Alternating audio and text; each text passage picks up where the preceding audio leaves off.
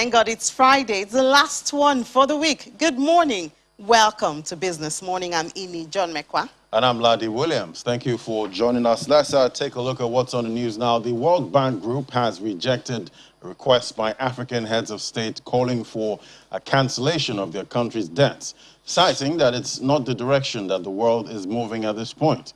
The president of the World Bank Group, David Malpass, made this known Thursday during a media roundtable for Western and Central Africa. Said one of the themes of the Paris conference held on Tuesday this week was the call by African heads of states for cancellation of debts. Malpass explained that the World Bank Group has invested over $200 billion in sub-Saharan Africa over the last 10 years and would be investing another $150 billion in Africa in the next 5 years to support the continent's recovery. Meanwhile, the International Finance Institution says it has delivered about $2 billion for Nigeria this year to help the country have access to critical services, but also to support governments and institutions to provide some technical assistance to a variety of stakeholders.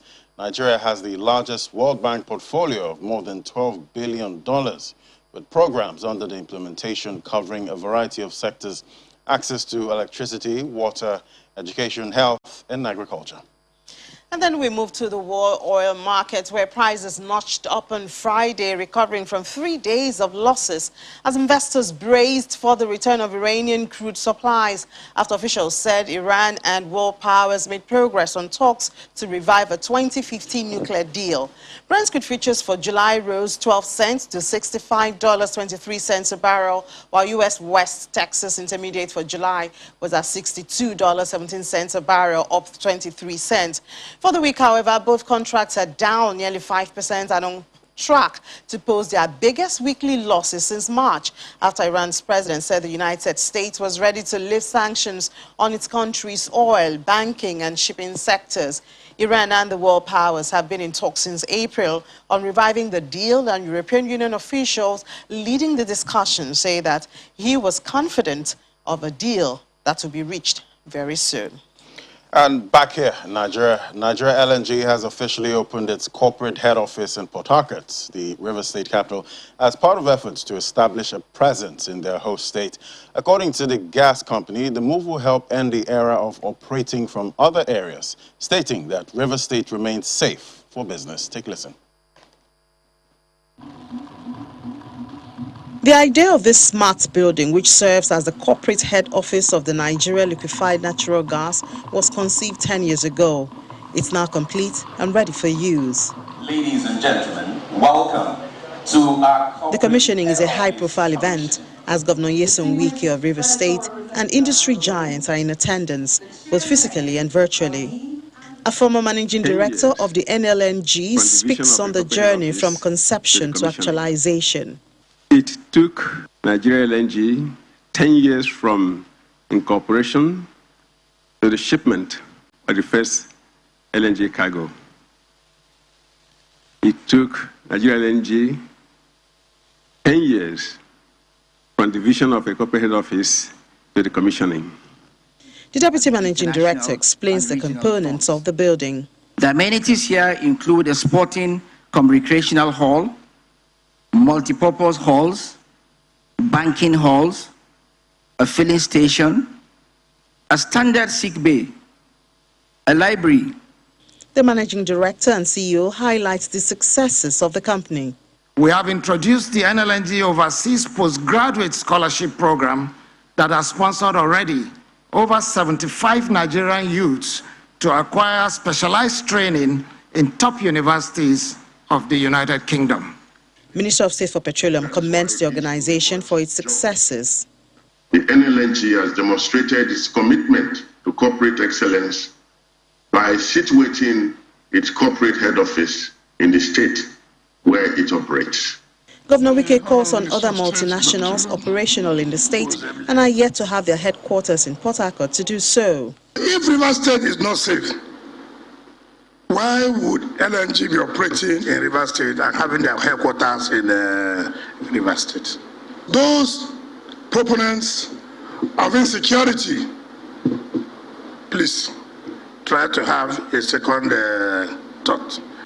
The building is officially commissioned and is followed by a tour. The presence of NLNG office in Port Harcourt has also generated employment opportunities for indigents of the host communities of Amadiama and Ogunabano. Well, the recent inflation data from the MBS shows that food inflation moderated to 22.72% in April from 22.95% in March. However, some analysts have raised eyebrows about Nigerian inflation falling at a time when global food prices are rising amid government-funded initiatives aimed at tackling food insufficiency. Well, we have the chairman, Agribusiness Group of Nigerian Association of Chambers of Commerce, Industry, Mines and Agriculture, that's Nasima. He's also the Honorary Consul of Botswana in Lagos, Mr. Adefeko. He joins us now to understand and unravel some of the dark shades of this inflation figure. Good morning, Mr. Adefeko. Thank you so much for joining us this morning. Good morning. Good morning. Thank you very much for having me. So let's start with, when you heard the inflation figures, that food inflation had gone down, were you surprised or were you expecting it? I wasn't really surprised. Don't forget that throughout last year, the COVID pandemic really hampered a lot of production. But production is ramping up. We're already in the second quarter of the year. And for me, I've always believed that we will not have a food crisis. We will have a problem with having food from the farm to the farm gate. But in terms of food production, I don't think we'll have a problem with production. So I'm not really surprised. All right, the highest increases were recorded in fish, meat, oils and fats, tubers, bread, cereals, and other vegetables. Some of these commodities are produced locally. Is this the effect of insecurity, or are there other issues driving this? Sorry, I didn't get your question properly. What was your question again? I said that the highest increases were in bread, cereals, potatoes, and vegetables. But these commodities are produced locally. Was this an effect of insecurity, or are there other issues driving this? To a large extent, what might have occasioned this is, one, don't forget the fact that there's been a spate of insecurity across the nation. Okay, criminality and banditry to a large extent. But again, don't forget that some of these products you're talking about, particularly vegetables, are perishable. And if you're not able to get your food from farm to farm gate and it rots, by the time you're replenishing, your replenishment cost is higher. So whatever you do have at that point in time tends to sell at a slightly higher price. So that is the reason. That's probably one of the reasons why. And again, like I said, occasioned again by the state of insecurity. So the rise in food prices also has been exacerbated by imports restrictions on certain staples. How much of this has to do with the taste of Nigerians? I'm one of those who believe that Nigerians must have what you call a palate change. And the Nigerians are really having a palate change. Don't forget that these restrictions on imports of certain staples have been with us since around about 2015 or thereabouts, when the Central Bank of Nigeria did not allocate foreign exchange for some of those products, or some of those staples as it were. So we were constrained and forced to look inwards to a large extent because of the lack of foreign exchange to bring them in.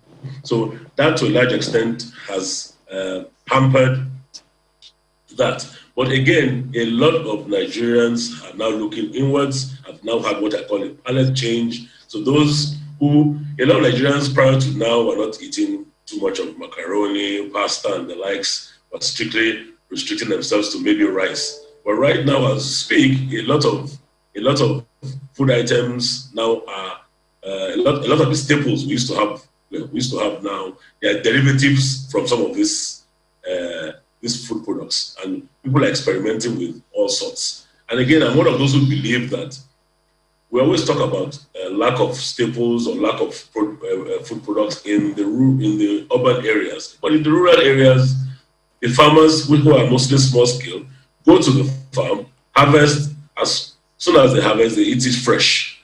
what they have always, their problem has always been logistics of getting the food items out of the farm to the farm gate.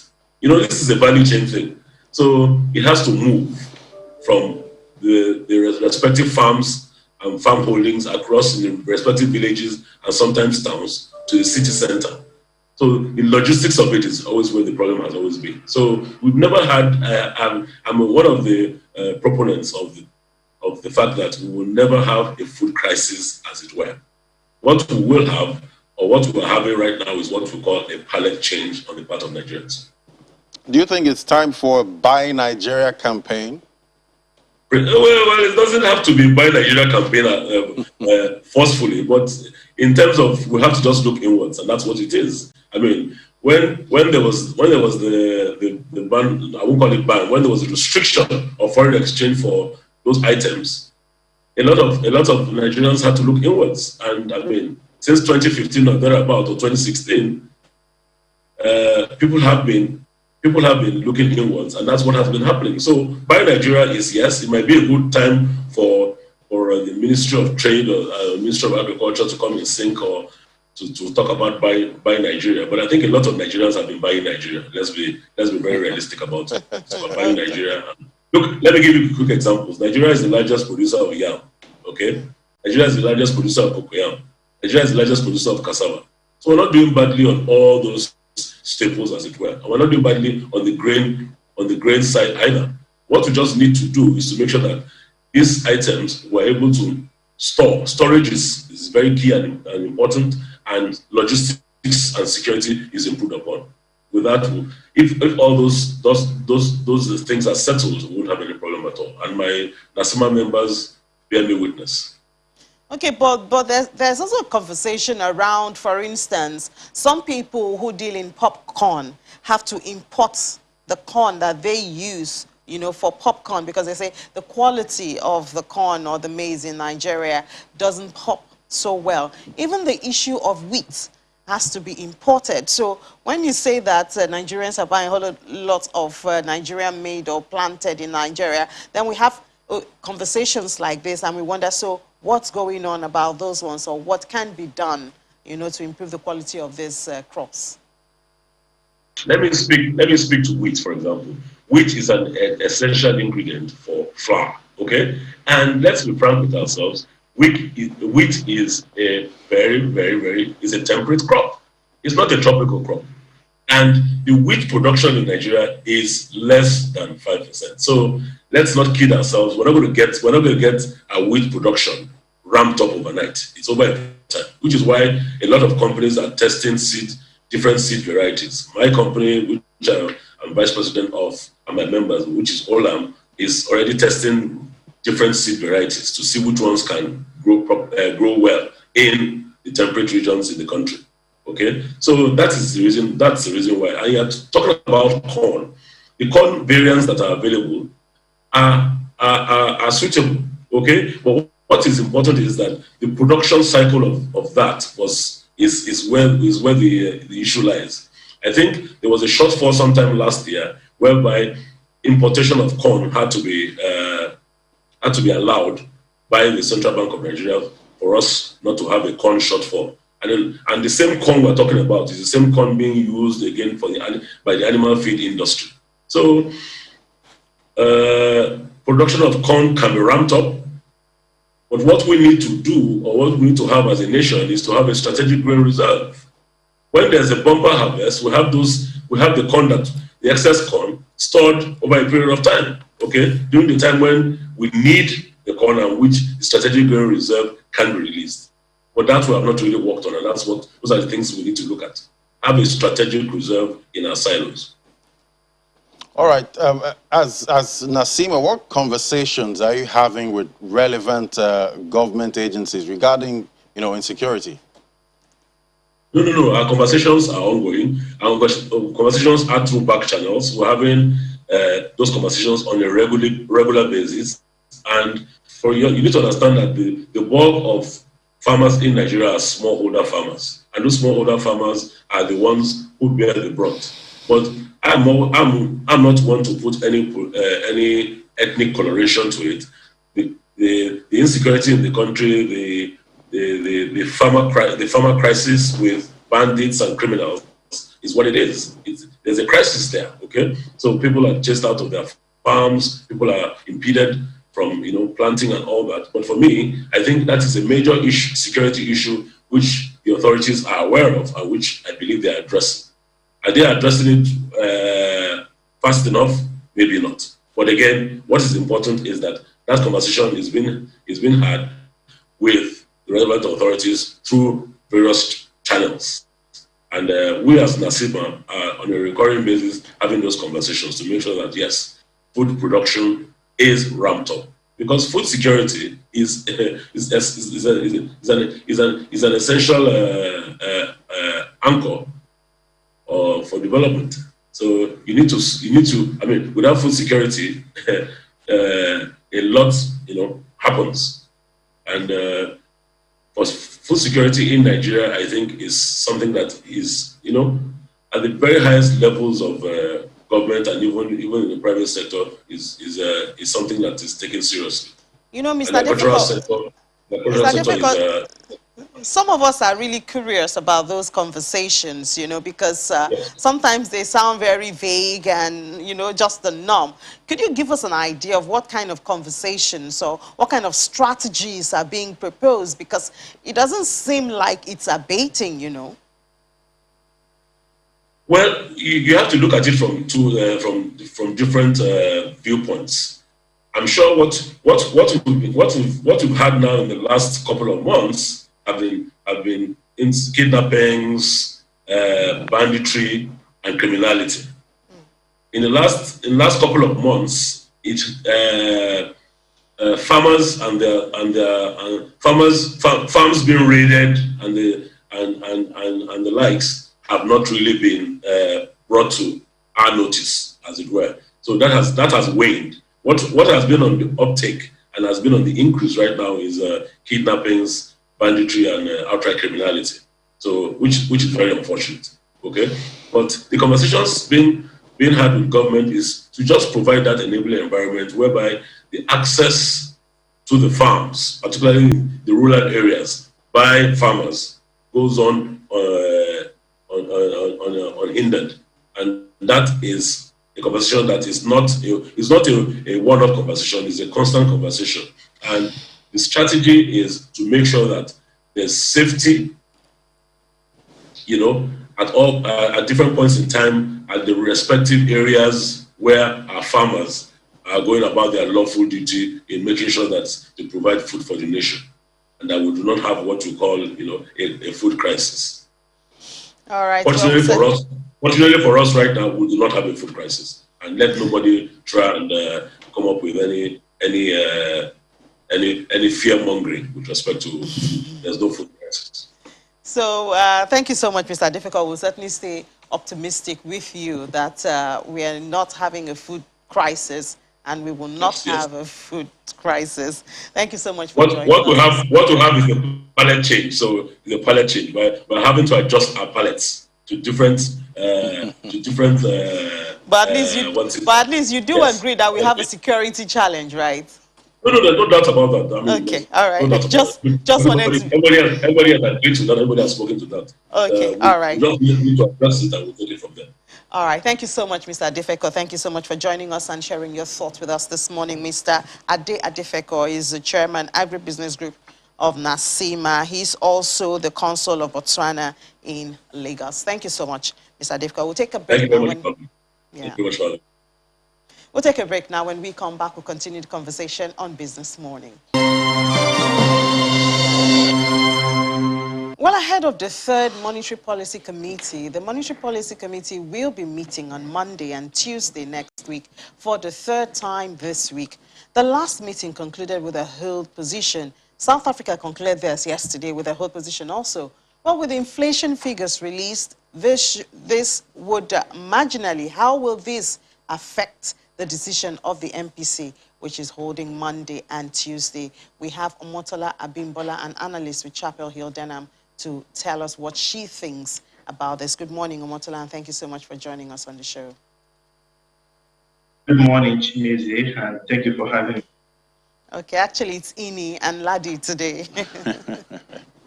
So as we approach the upcoming third MPC meeting of the year next week, what's your expectation? South Africa had theirs yesterday and it was a whole position. Of course, ours last month was a whole position also. What do you expect? Well, our view is that very likely the monetary policy will be sending out more hawkish signals at the meeting, because if we just cast our mind back to the last MPC we had in March, although we had the committee member vote to actually hold the monetary policy rate at 11.5%, 3 members actually voted for a hike in the benchmark interest rate by between 50 basis to 100 basis.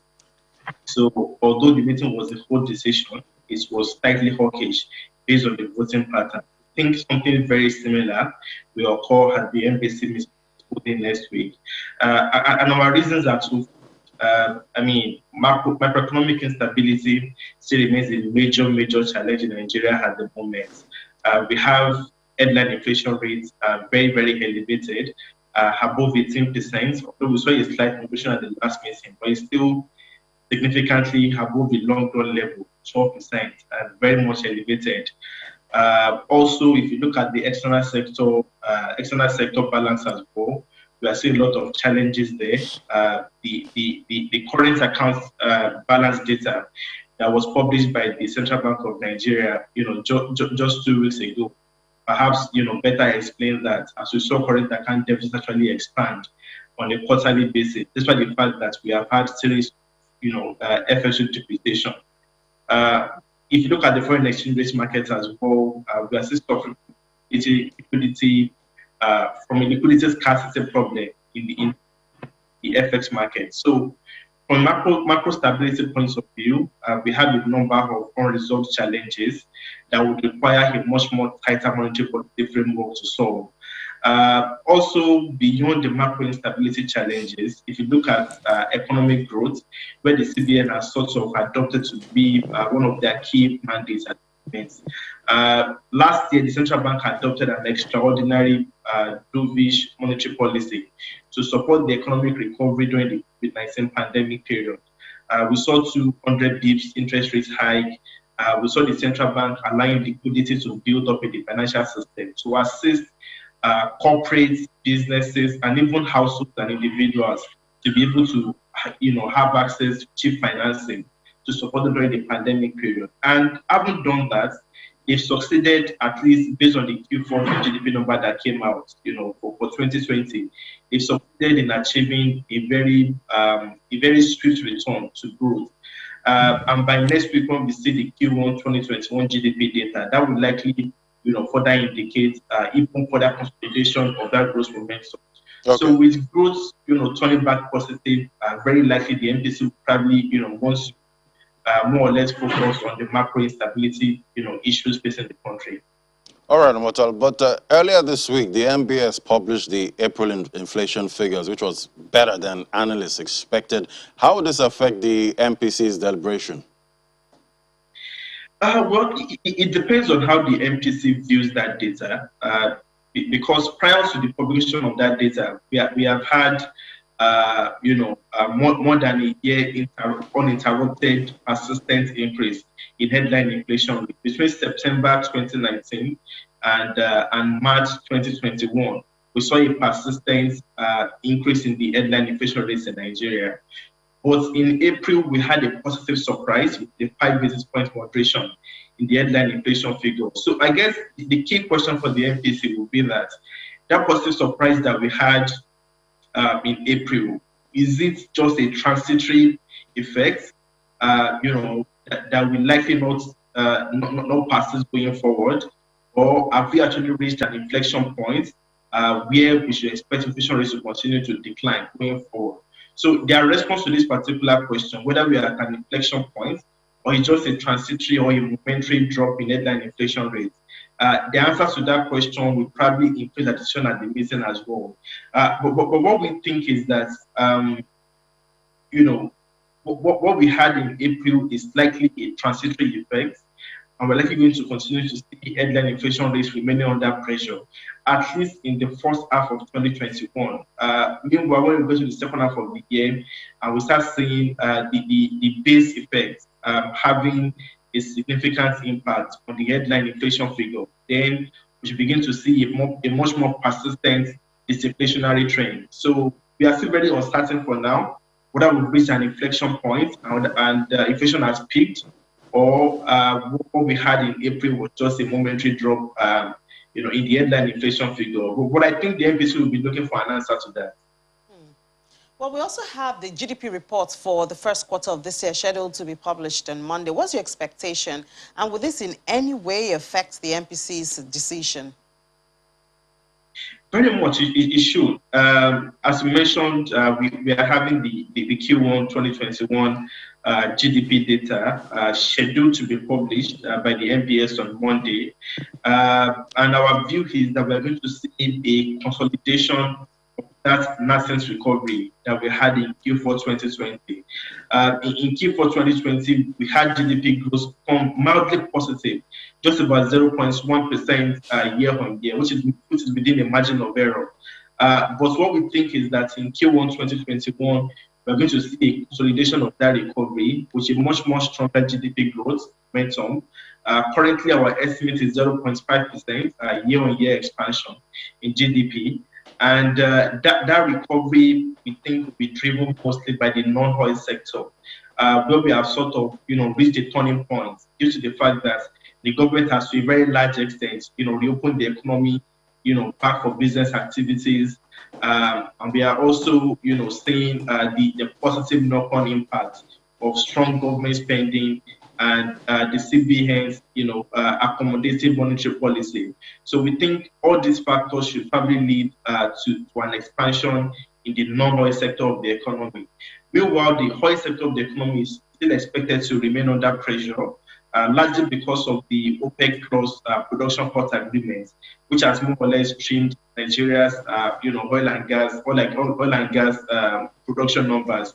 But by and large, we think we should see a GDP print, which is just a reflection of the positive knock-on impacts, both the CBN and also the Ministry of Finance, what they have done in terms of trying to stimulate the economy, particularly at the peak of the COVID-19 scares.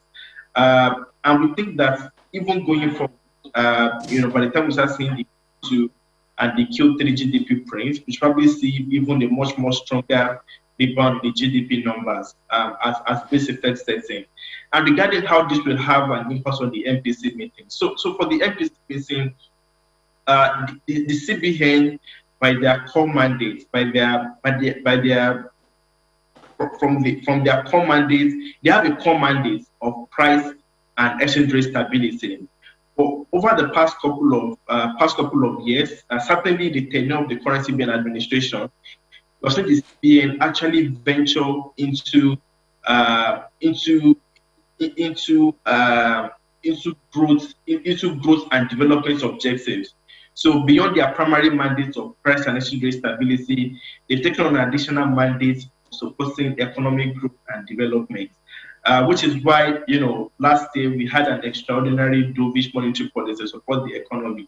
So as the economy is now back on the growth terrain, I think the expectation is that some of those accommodative policies they put in place last year will be gradually withdrawn in order to allow them to focus more on their primary core mandate of achieving, low and stable inflation, as well as having a stable foreign exchange market. Those particular goals, have been put on the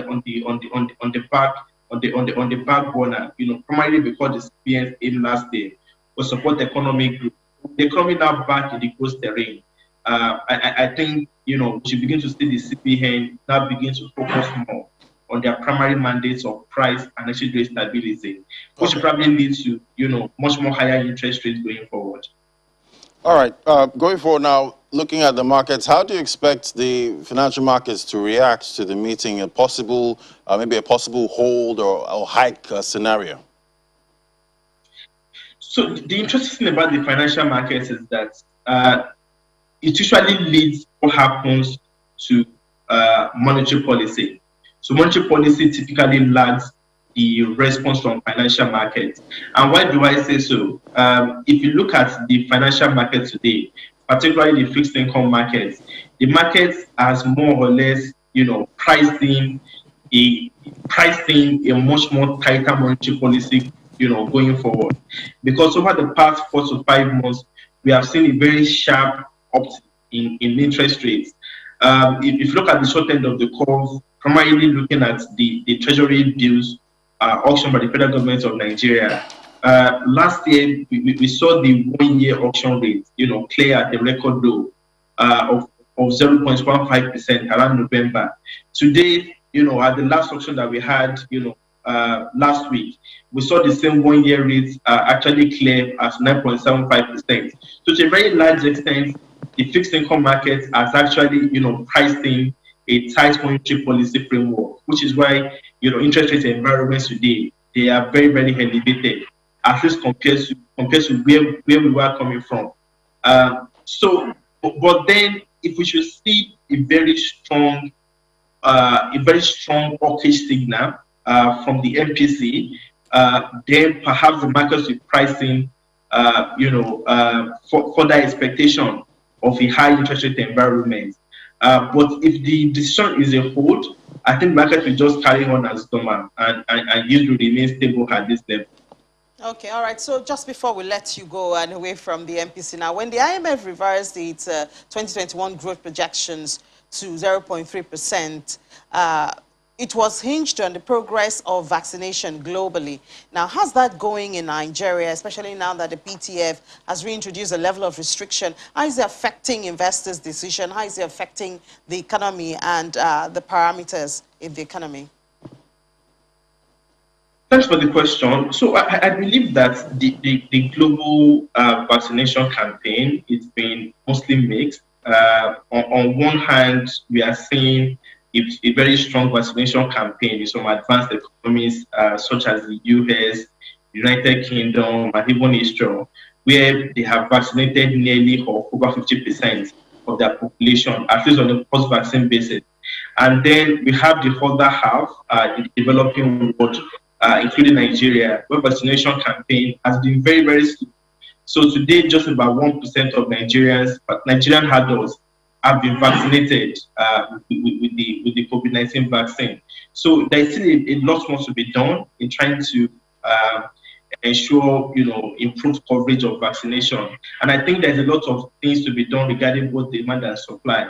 On the demand side, I think a very major proportion of Nigeria's population, they are still vaccine skeptics. So more enlightenment has to be done to ensure that more people show up for vaccines. And also from the supply perspective as well, we also need to get or diversify our source of, getting COVID-19 vaccines. We were depending on India initially, but given the challenges and the setbacks they are witnessing in the country, they have more or less, stopped export of vaccines into other countries. So we need to diversify our source of vaccines as well to ensure that we're able to rapidly cover, more of our population.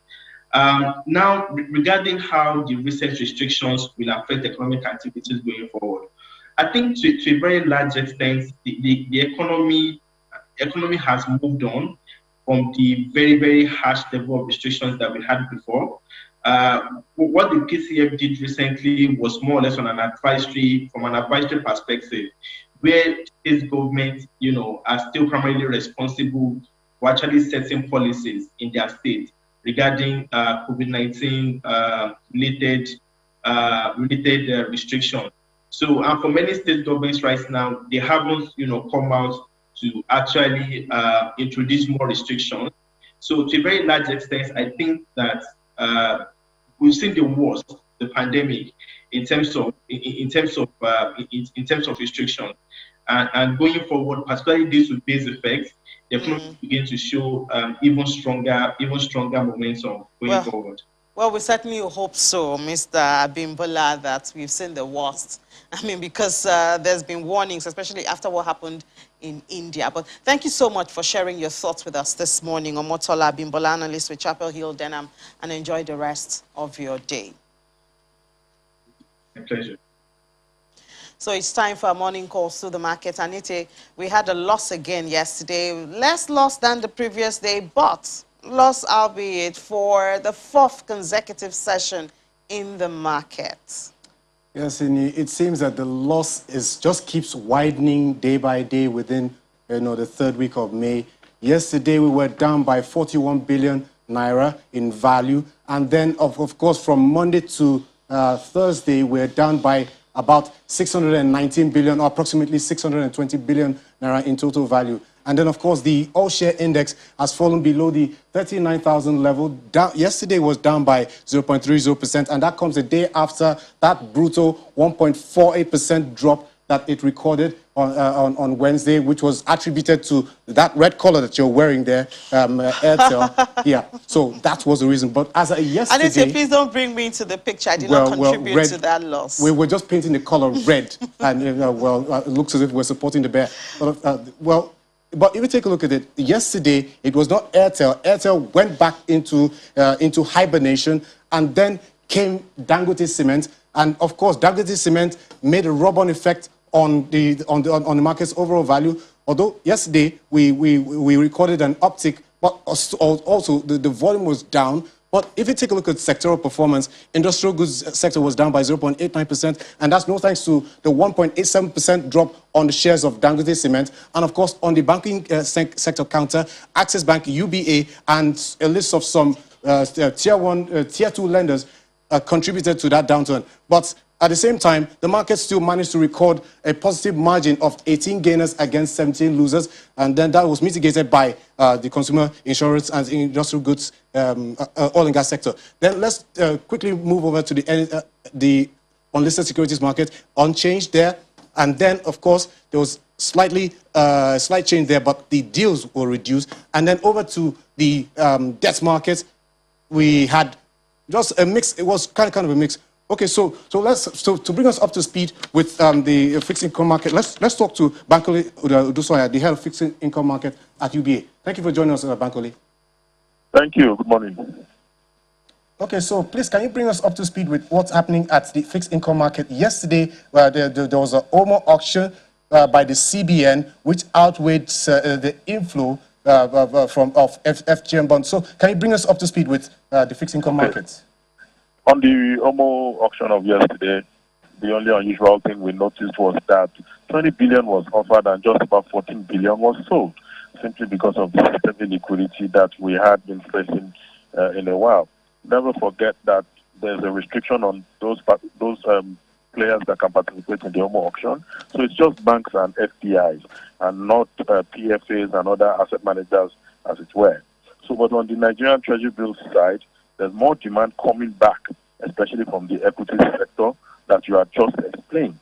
So the losses you're seeing, they are probably profit-taking and then diversification back to NTBs, whose discounts are now at 9.75, but effective yield is as high as 10.5 on the 1 year. So that's what we are noticing. And the last two auctions stopped at 9.75, even though we expected yields to cross 10%. That's discount. It doesn't happen simply because of the demand, the renewed demand we are seeing on NTB.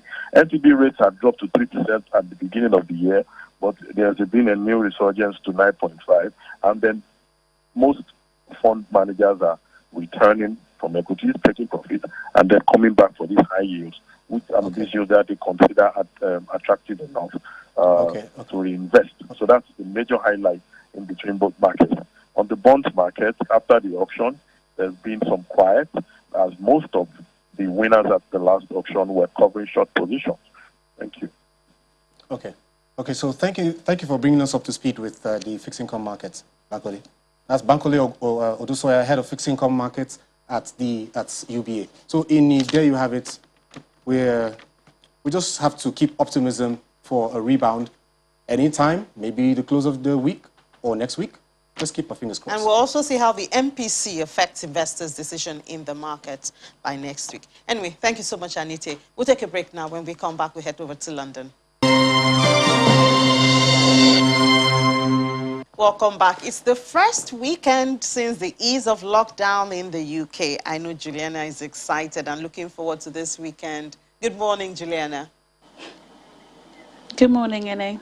I wonder what you have planned ahead for the weekend. It's the first one after the ease of lockdown. But first, before you get into your weekend mood, April retail sales surged, even though economists had forecast that retail sales would rise around 4.5% during the month as restrictions are being lifted. But it seems that retail sales have exceeded expectations. Absolutely, they have, any. These are a bumper set of retail sales figures. As you said, economists had put the jump to be about 4.5%. It's actually come in at 9.2%. And the biggest rise in the surge of these sales is coming from clothing. It seems as if UK households, I've got to put myself into that mix as well, have been excited about the easing of lockdown and have been splurging. Non-essential stores, of course, including the high street, opened up on the 12th of April. And the data that we saw this morning from the Office for National Statistics does show that people are taking advantage of it. Interestingly as well, the data does show in the UK online sales have dipped. This is the first time we've seen this since the pandemic hit these British shores, which does mean that people have really missed, you know, that retail experience, the touch, the feel, trying on your clothes. So that's what's been happening. So pretty good set of data here. Well, we're all social. I mean, COVID can't keep us down, I guess. And Australia's biggest cattle farmers predicted that the nation's beef exports to the UK could rise as much as tenfold if the two countries strike a free trade deal. What are the concerns here? Yeah, these are major concerns, a big post-Brexit conundrum for Boris Johnson again. And this is about striking deals. I believe at the moment trade between Australia and the UK is worth about £20 billion every single year. But one of the issues is they've got a lot of similar products, particularly lamb. Lamb is reared in Wales and in Scotland. We know that there's a lot of devolution questions at the moment. So the fears from the Agricultural Secretary, George Eustace, is that if some sort of deal is struck with Australia, which of course is going to have to be the exporting of some of that lamb with no tariffs, it is going to vastly affect Britain's agricultural community, who are already reeling because of some of the bureaucracy that's been caused by Brexit. Liz Truss, she is the Trade Secretary. She's been going across the world trying to sign all of these deals. But this one in particular with Australia is crucial for the government, because it's the only one that wouldn't be a natural rollover of what was already existing within the EU bloc. So there is an internal row with Whitehall at the moment. I know they were in very late night discussions yesterday, so we'll have to wait and see. But the fact that the FT are quoting the Australian farmers boasting is not going to fare well in Scotland or Wales. All right, so just before you go, Lobby Group Logistics expect almost a third of UK logistics companies to face truck drivers shortages. What are you hearing about this? Just very quickly. Interesting story, lots to do with data released on Tuesday about the unemployment figures. We know that there is a record high number of vacancies, not just hospitality. We're now finding out from Logistics UK, a lot of this is logistics and truck drivers, not just because of the pandemic, but lots to do with Brexit and a lot of people travelling home. So they are urging the government to retrain and, make these jobs more affordable and attractive to potential job hunters. All right, Juliana, thank you so much. Talk to you later on today. So we go to the crypto space now, and Ladi is excited because it's a recovering market there. Cautious excitement. Well, let's look at the fear greed index. Better than yesterday. Yesterday was extreme fear, but at 11 points. Today, it's at 19 points. So the fear, it's going down a little bit there. And let's look at the charts now. It did break the 200-day moving average at 39,000. Fell as low as almost $28,000 yesterday. Massive dip there. The bearish, I still have a bearish MACD cross there. Still under. Market cap, $1.76 trillion traded. The market cap used to be at above 2 trillion, but now we're down below 2 trillion. It's up 2.80% this morning. 24-hour volume traded down 42%. Bitcoin dominance is creeping back up 42.52%, but down this morning at 1.12%. Let's look at price of Bitcoin at 8 a.m. 39,800, down 1.05%. 24-hour volume, $74.27 billion traded in Bitcoin. Let's talk to Michael Enaji now, digital market analyst. Hello, Michael. Hey, good morning, Letty. How are you? Good morning. Great to have you. So we've had the massive pullback. We've had the China issue. China spoke. We've had Elon Musk. Is the worst over? Yes. For the most part, the worst is over. There could be another down leg to about 29K. But for the most part, we're halfway from the price is about halfway to about 20K. So in terms of like the damage that could be done going to the downside, it is pretty limited from here. It's good that the price has dropped. There's a lot of institutional capital that's sitting on the sidelines, and it's waiting for dips like this. And Bitcoin usually in the bull market will, like I said earlier, will touch the 20-day EMA SMA. And right now this is one of those 30 to 50% corrections that we get on the way up in Bitcoin. By no means is the trend over. It's just exhausted, and it's just building a base. A lot of chartists have said this looks like a Wyckoff accumulation. I mean, a Wyckoff distribution. And so, like naturally, if this is a Wyckoff distribution, we should see the market try to accumulate in the next couple of weeks to months and form a base before exploding upwards to that price target of 220K by the end of the year by people like Max Kaiser. Okay, so before this pullback, we had the meme coins like Shiba Inu, FEG, and all of them doing very well. Are the meme coins dead now?